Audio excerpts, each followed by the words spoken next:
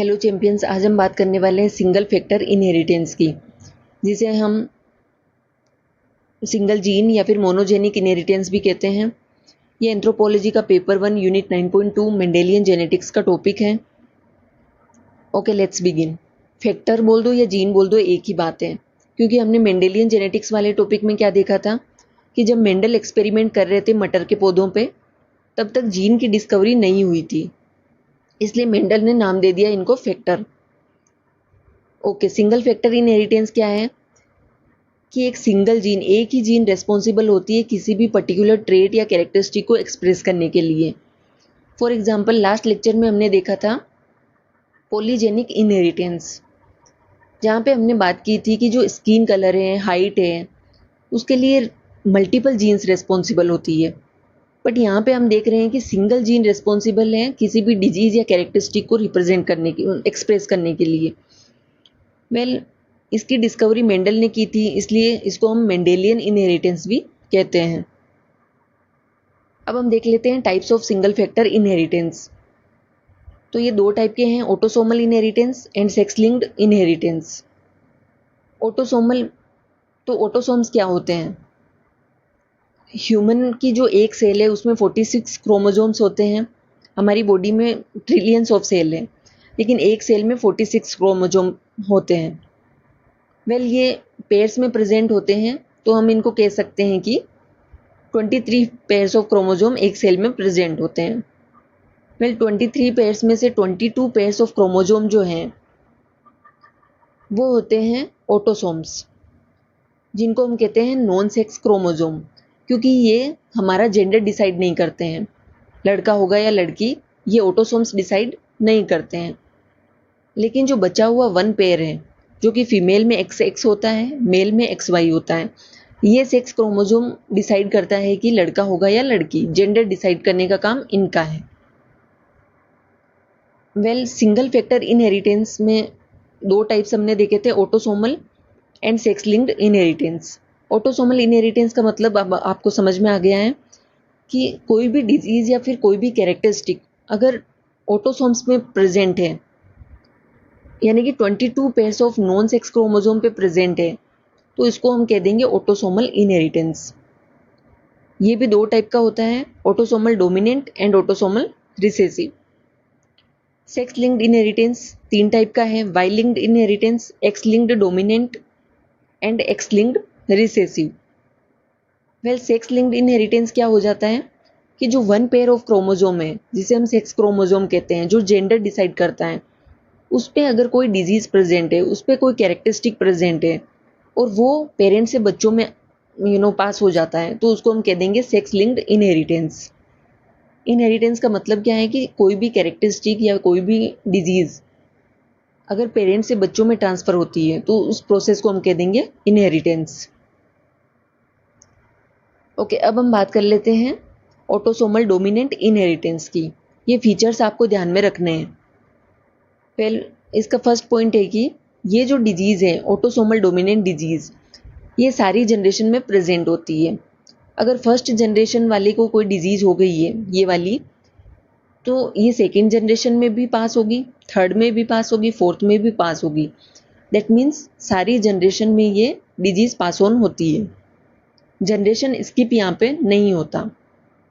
Second point है कि इसमें मेल और फीमेल इक्वली अफेक्ट होते हैं। ऐसा नहीं होगा कि मेल, केवल मेल अफेक्ट हो रहे हैं, केवल फीमेल अफेक्ट हो रही हैं। मेल और फीमेल दोनों इक्वली अफेक्ट होते हैं इसमें। थर्ड वन हो जाएगा, क्योंकि हमने बात ही करी थी ऑटोसोमल डोमिनेंट डिजीज़ की, तो इसमें क्या होता है कि ऑटोसोमल जो क्रोमोसोम है, जो 22 पेयर्स ऑफ क्रोमोसोम है, उनमें म्यूटेशन की वजह से ये डिजीज़ हो जाती है और आगे ट्रांसफ़र होती है, तो उसको हम कह देते हैं ऑटोसोमल डोमिनेंट इनहेरिटेंस। ओके, इसका नेक्स्ट फीचर है कि ऑटोसोमल डोमिनेंट डिजीज जो है वो हेटेरोजाइगस स्टेट में भी एक्सप्रेस होती है। होमोजाइगस, हेटेरोजाइगस अलील के बारे में हमने बात करी थी ये जो लास्ट लेक्चर में। पिछले जितने भी लेक्चर हुए उनमें हमने बात करी थी जीन, अलील, होमोजाइगस, हेटेरोजाइगस अलील्स के बारे में। वेल, होमोजाइगस अलील क्या होता है? जहाँ पे जो सेम या फिर आइडेंटिकल अलील होते हैं, फॉर एग्जांपल कैपिटल ए हो गया, स्मॉल ए हो गया। तो ये जो डिजीज़ हैं ये हेटेरोजाइगस स्टेट में भी एक्सप्रेस होती है। जैसे for example capital A small A, capital A small A क्या है, आइडेंटिकल अलील नहीं है, इसलिए इसको हमने कह दिया हेटेरोजाइगस। इसके एग्जाम्पल हो जाते हैं हंटिंगटन डिजीज़। ये भी हमने पहले देखा है कि एक न्यूरोलॉजिकल डिसऑर्डर होता है जिसमें ब्रेन या फिर नर्व सेल्स जो है वो अफेक्ट हो जाती है। इसकी वजह से जो बॉडी का कोऑर्डिनेशन है वो कहीं ना कहीं अफेक्ट होता है, कोग्निटिव डिक्लाइन इसमें होता है। मार्फन सिंड्रोम क्या है, इसमें बॉडी जो है वो थीन हो जाती है और जो हाथ और पैरों की जो फिंगर्स हैं वो काफ़ी लंबी होती है। अब हम देख लेते हैं ऑटोसोमल डोमिनेंट डिजीज़ की पेडिग्री। पेडिग्री क्या होती है, एक फैमिली चार्ट होता है जहाँ पे हम किसी भी फैमिली में प्रेजेंट जो जेनेटिक डिसऑर्डर है, जो एक जनरेशन से दूसरी जनरेशन में डिजीज़ पास हो रही है, उसको स्टडी करने के लिए हम यूज़ करते हैं पेडिग्री। और इसमें हम ऐसा नहीं लिखते हैं कि ओके ये जो है जैसे राम है उसकी वाइफ ये है एंड देन उनके 2 बच्चे हैं, तो उनका नाम नहीं लिखते हैं, केवल स्टैंडर्ड सिंबल्स का यूज़ करते हैं। जैसे फॉर एग्जांपल फीमेल को रिप्रेजेंट करते हैं सर्कल से, मेल को रिप्रेजेंट करते हैं स्क्वायर से, एंड जो अफेक्टेड है, डिजीज से अफेक्टेड इंडिविजुअल्स हैं, उनको हम रिप्रेजेंट करते हैं शेडेड शेप से। और जो जिनकी डेथ हो चुकी है उनको उनकी जो शेप है, जैसे फीमेल की डेथ हुई है तो सर्कल बना के कट कर देंगे, एंड जो मेल की हुई है तो फिर इस तरीके से जैसे आपको स्लाइड में दिख रहा है, एंड ट्विंस को हम इस तरीके से रिप्रेजेंट करते हैं। अभी हम देख रहे हैं ऑटोसोमल डोमिनेंट डिजीज की पेडिग्री। इसमें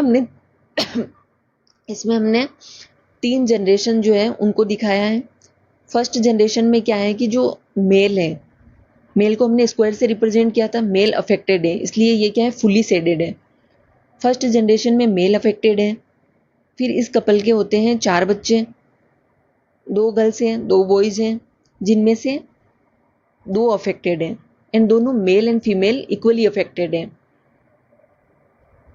इसीलिए हमने 2 को क्या करा है, ब्लैंक ही छोड़ा है, और 2 को फुली सेडेड से रिप्रेजेंट किया है। पहले जब इनकी भी शादी हो जाती है और थर्ड जनरेशन में आपको दिख रहा है कि इनके जब बच्चे होते हैं तो उनमें भी ये डिजीज़ प्रेजेंट है।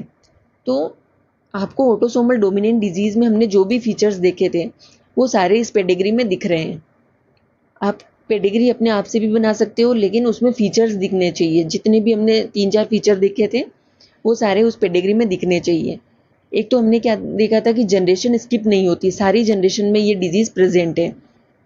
तो हमने देख लिया पेडिग्री बनाते टाइम भी कि सारी जनरेशन में ये डिजीज़ प्रेजेंट है, male and female equally affected है। तो वो आपको पेडिग्री में भी दिख रहा है कि दोनों जो है वो इक्वली अफेक्टेड है। तो पेडिग्री जो है वो बनाते टाइम हमें फीचर्स का ध्यान रखना है। Okay, great job, thank you, and keep learning, keep growing. जय हिंद, जय भारत। कोई भी डाउट है तो आप कमेंट बॉक्स में पूछ